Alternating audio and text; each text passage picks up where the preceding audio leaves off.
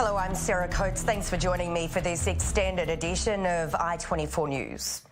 A video has been released by an Islamic State propaganda outlet showing the terror group's leader, Abu Bakr al-Baghdadi, addressing followers in what's believed to be his first public appearance in around 5 years. In the video, Baghdadi praises the Sri Lanka church and hotel attackers, saying the string of Easter Sunday suicide bombings is revenge for the terror group's defeat in its last stronghold in Syria's Baghouz, adding that the group will seek revenge for the killing and imprisonment of its militants. Now, it's unclear where or when the 19-minute video was shot. And for more on this, let's bring in Scott Stewart, who's on Skype. He's the Vice President of Tactical Analysis at Stratfor, which is an intelligence company in the US. Scott, thank you so much for your time. Firstly, tell me, just how concerning is it that Baghdadi is coming out now after 5 years? What does this say to you? Well, I think that it's really showing the desperation that the group's feeling at this point. So I don't really see this as some sort of a show of strength. I think it's really their attempt to try to repair their PR image after the massive losses they suffered in both Iraq and Syria. That's why also a lot of the video itself tends to focus attention on attacks elsewhere. So they're trying to kind of divert attention from their losses at home by praising these others who are attacking in their name. And Scott, regarding ISIS, we've recently heard, many world leaders coming out to sort of triumph the defeat of the terror group, but just as the group was appearing to fade away, it's really looking like now it's coming back even stronger. Well, I think it's important to understand that what we're looking at with the Islamic State is really a global insurgency. It's a global movement. And there's, I like to divide it into really 3 sections. You have the core organization in Syria and Iraq. You have these franchise groups in places like Nigeria, the Sinai, the Philippines. And then you also have kind of the grassroots jihadists that we see conducting attacks, in places as far away as Australia, Canada, Europe, the United States. So it really is a global movement. And we can't gauge the strength of the movement just by one part. And that's what I think it's really important. Certainly the core has suffered just devastating losses. But certainly these other franchise groups in the grassroots are still there. Certainly. And Scott, I understand you've investigated a number of terror attacks that have really shaped our world, such as the Twin Towers. So tell me, what can security services around the world do to try and prevent these attacks? Is there any way at all? Well, yeah, I think that if we look at Sri Lanka, there are a lot of things that could have been done to prevent those attacks. First of all, we had the social media postings of the attackers themselves that were, very out there and that the authorities seemingly ignored. Secondly, we had the direct warnings coming from the Indians, talking about it and over a long period of time, talking about this cell and the danger they posed, and then specifically about the way that this cell was planning Easter attacks. Thirdly, and I think probably even most importantly, was the warnings that came from the Muslim community in Sri Lanka itself, where they repeatedly went to the government to try to point these guys out and say, hey, they pose a threat. You need to do something about that. So I think it's important that governments, pay attention to these indicators and warnings. And I think that they can't underestimate a group of people. I mean, in this case, we saw this group make a very big jump from kind of, vandalism of Buddhist statues to a very complex terrorist attack. That probably happened because they got outside help. Probably some, people, perhaps locals who were trained by the Islamic State, brought those skills back to Sri Lanka. But just because a group doesn't appear to be overtly dangerous doesn't mean that they should be ignored and that the threat should be buried. Certainly. Scott Stewart there in the US, thank you so much for your time. Meanwhile, controversy erupting in Sri Lanka following the banning of religious face coverings in the wake of that string of suicide bombings over Easter Sunday in churches and luxury hotels, which killed more than 250 people. President Maithripala Sirisena bringing the order in as of today, with many slamming the move, saying that it's unfairly singling out Muslim women, with the Muslim population in Sri Lanka a minority, making up just 10% of people. Now, last week, a Sri Lankan MP proposed a ban on women wearing the burqa, saying it should be outlawed due to security concerns. This is for the, I think, for our good, I think. Now, at this moment, now, you know, the problem in Sri Lanka, according to the problem, face covering is, at the moment, is not good. Because they can't find the men, or it is a man or woman. For that only, President may have banned this. Yeah, we have to cover our hair, that is compulsory. So wearing the abaya and covering the hair, that's fine. Meanwhile, a vigil's been held in Poway, San Diego, 2 days after a shooting attack inside a synagogue, which killed a woman and wounded several others. Worshippers gathering to pay tribute to the victims and condemn what US President Donald Trump is calling a hate crime. A 19-year-old man has been arrested in connection, handing himself into police shortly after carrying out the attack. Police are looking into whether the alleged perpetrator, John Ernest from San Diego, is also involved in an arson incident at a nearby mosque. The rabbi from the synagogue describing the incident. You have truly demonstrated true unity, and may God accept this as a blessing to every single one of us here, that we should be blessed with long life, great health, and may we celebrate many happy times together. All those that were injured should be healed, and all of us that have been hurt emotionally, all of us that were hurt psychologically should be healed. That Poway and San Diego and the whole United States of America worldwide should no longer know of any sorrow or pain. And let's make a difference. Let's bring a lot of light to the world. Thank you very much. Israel's Prime Minister Benjamin Netanyahu has called an urgent meeting with Finance Minister Moshe Kakalon to examine the worsening economic situation in the West Bank.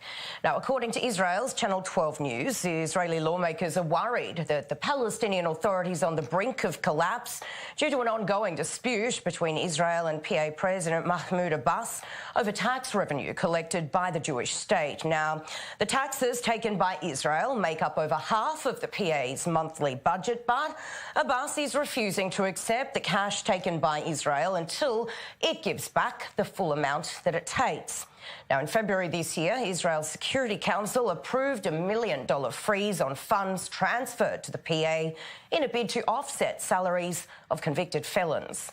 The United Nations releasing a report saying unless the situation is resolved, the impact of the crisis in the West Bank will take years to undo, adding, as a result of these decisions, the Palestinian government has been deprived of from 65% of its revenue and forced to take extreme austerity measures. Here's President Abbas.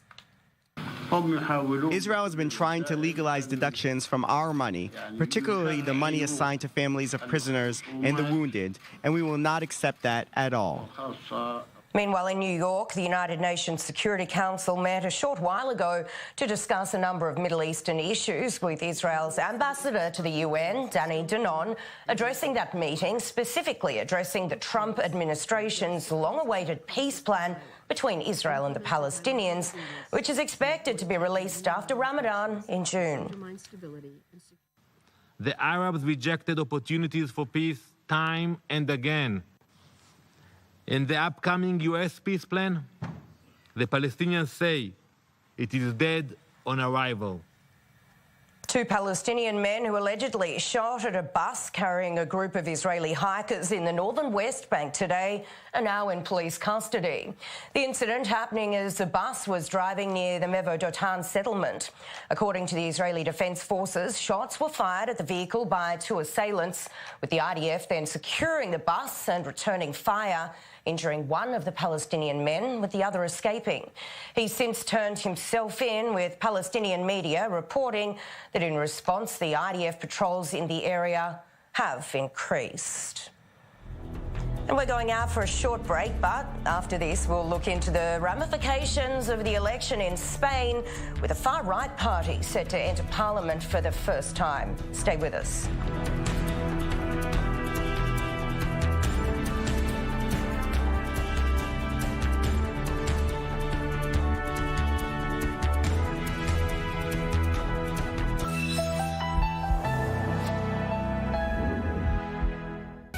Michael, what happened to TV news? Hell of a first question. You're trying to shoot the stand-up, and the guy comes behind you, and he's yelling Baba Booey. Oh, yeah, well, yeah, or worse than that. Steve, did you kill Elvis? The world thought I was Jack the Ripper. Whether you're just getting out of bed or starting your day, or you're already hard at work, we cut through the clutter to give you the right dose. Breaking news and top headlines from Israel, the Middle East, and around the world. Politics, pop culture, sports, and music. We track the big stories from the heart of the Middle East. Brace yourself for your daily dose of news.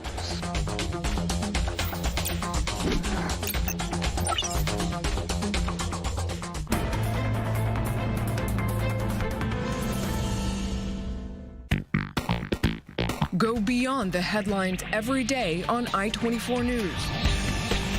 Host Ami Kaufman talks to the news makers and pundits to bring you the story behind the headlines. Watch The Spin Room, Mondays and Thursdays, 4:05 p.m. Eastern, only on I-24 News. The Middle East. I-24 News is a witness. Our journalists live and breathe there every day. Get all the latest global news from our studios in Tel Aviv, New York, Washington, and Paris. Anytime, anywhere.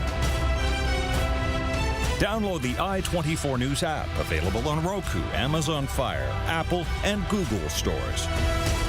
I-24 News, see beyond.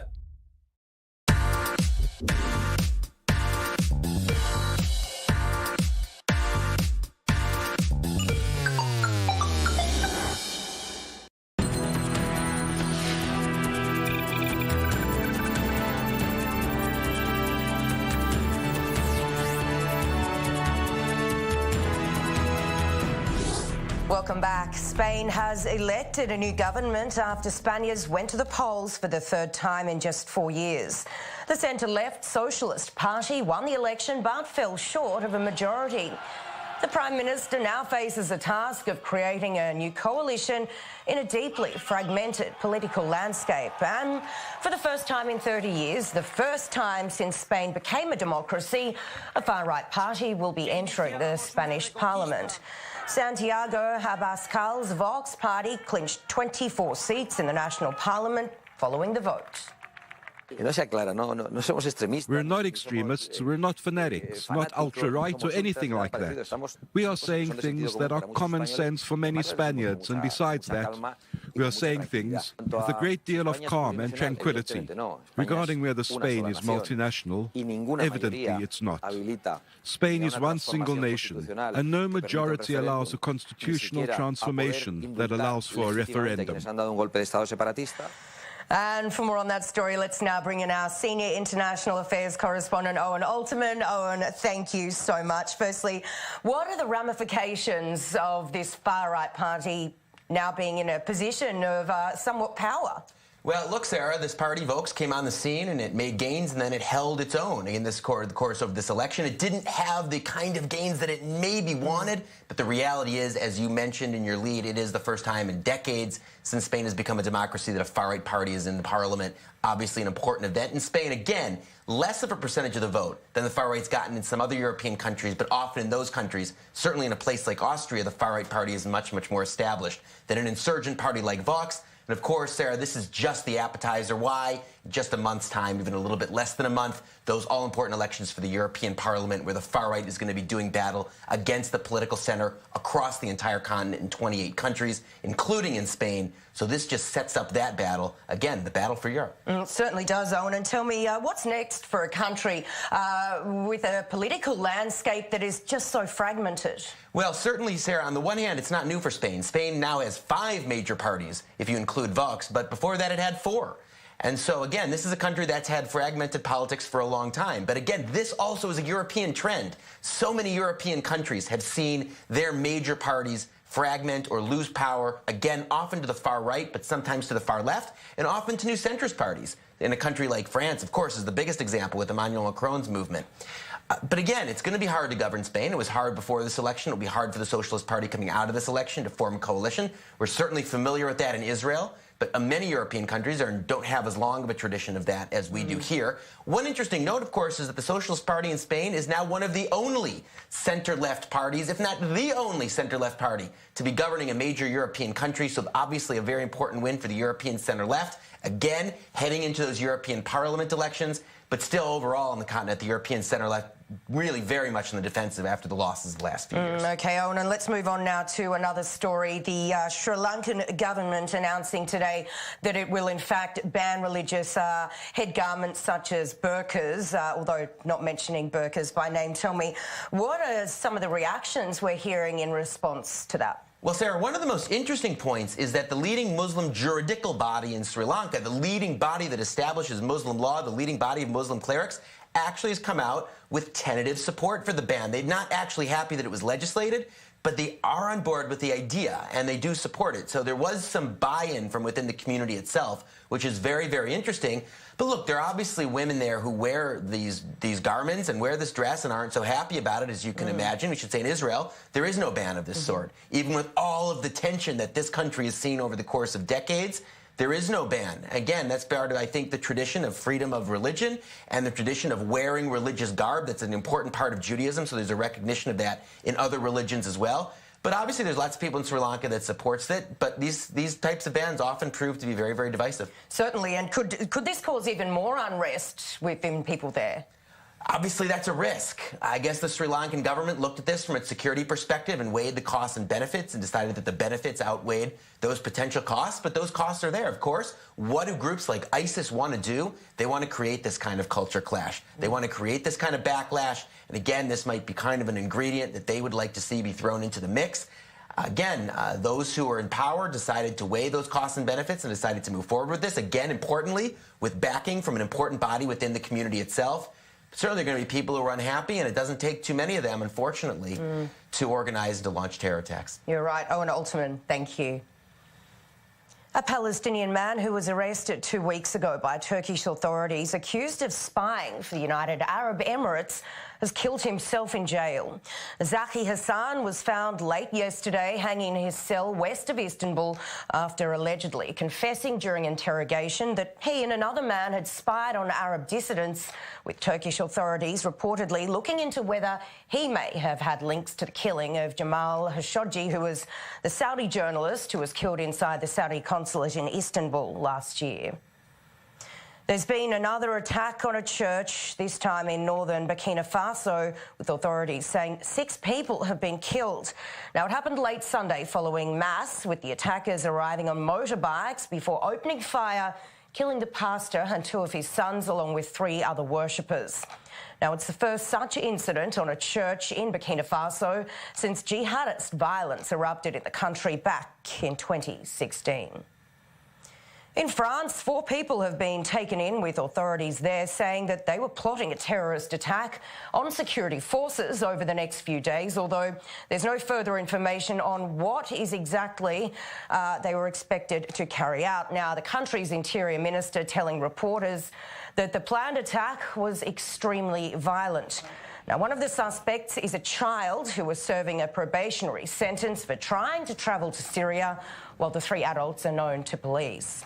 France has been on a high alert since a wave of jihadist attacks started in 2015, killing more than 250 people. A tragic bus crash in Turkey has claimed the life of Czech international footballer Josef Sural, who was with his teammates coming back from an away game. Now, Sural, who was a striker, joined Turkish team Alana Spor from Sparta Prague earlier this year, with condolences coming in from the Football Association of the Czech Republic, saying his death has brought great sorrow. Health officials in the United States are warning of a huge measles outbreak, with over 700 confirmed cases already this year, the largest number in 25 years. The Centre for Disease Control and Prevention says that the record number of measles cases have been confirmed in 22 US states since the start of the year, a jump in 78 cases from the previous week. Now, measles were declared eliminated in the US in 2000, but this year has seen the greatest number of confirmed cases since '94. Now, it's one of the world's most contagious viruses, and it's spread by coughing or sneezing, but it can easily be prevented through immunisation in children. Now, imagine having just 10 minutes of free time per day. Well, you could keep doing things like scrolling through your phone or lounging on the couch or even taking a nap, but a new study suggests that if you were to be active with that little time, even something as simple as walking, then you could improve your health. With more, here's Serena Marshall. Exercise. We know it's good for us. The CDC recommends 150 minutes of moderate intensity exercise every week. But according to a new study, even a fraction of that can also be a good thing. Researchers looked at data for more than 80,000 people and found that moderate activity between 10 minutes to an hour each week lowered the risk of death from any cause by 18%. What kind of activities count as moderate? That's anything that gets your heart rate up. Things like walking, swimming, mowing the lawn, even gardening. So as the weather warms up, take a step towards good health by using some of your free time to get up and be active, even if it's just for 10 minutes. Congregants of two neighbouring churches in a town on the Greek island of Chios fired thousands of homemade rockets at one another on Sunday, but it was all friendly rivalry, the firing at part of an Easter tradition that two churches have celebrated for over 120 years. During the festivity, both sides aimed for the bell of the upper church while services were underway. The hits are counted the following day to determine the winner, but each parish claims that they won the contest.